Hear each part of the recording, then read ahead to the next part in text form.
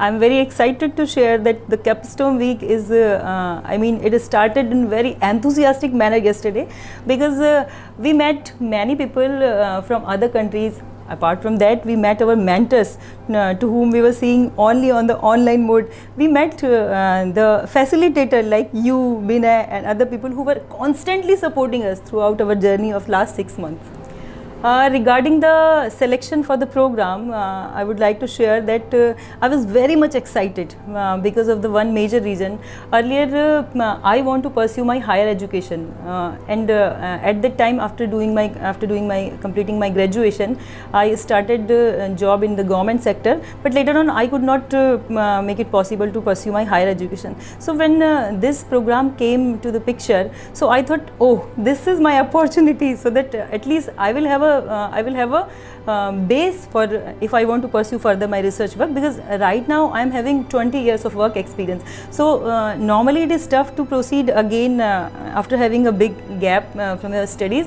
But from this course, I will definitely suggest that anyone, if any person is having the research acumen and she wants to pursue research and PhD and higher education, this is a must-do course. Although this question is a little tough because all of the models were equally good, but still I would like to say that the module number 5, that was related to emerging markets and regulatory framework in South Asia region, that was my favorite. It was because of two reasons. The first thing is, as I am presently in electricity generation, and from last 20 years, the data, the information, all I gathered, the knowledge I have is related to generation field only. But after pursuing this module, I came to know about the market structure not only in terms of my country, but also in terms of the South Asian countries, and also the regulatory framework that was known to me regarding the energy sector of South Asia. So I think this is one of the module in which I would like to explore more in future also.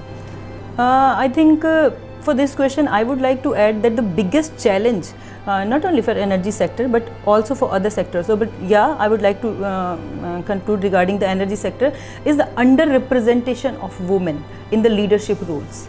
As you know that in India, in my country, STEM education, we are having the maximum number of graduates, but even after having maximum numbers of graduates, we are not having the right representation on the top level.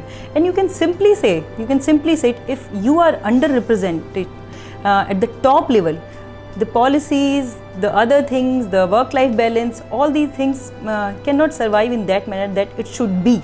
राशि, इस question का answer देने से पहले मैं थोड़ा सा अपने बैकग्राउंड के बारे में बताना चाहूँगी. In my family we are 7 sisters and 1 brother.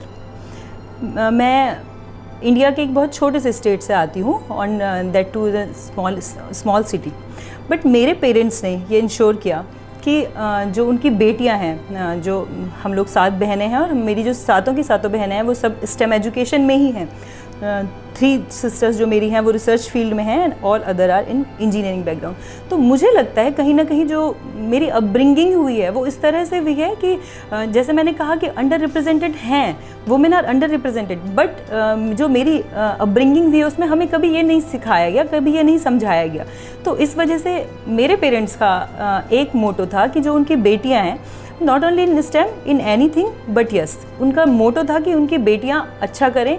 But yes, we all are in STEM, we are doing good, all 7 are settled and all 7 are working in the STEM field.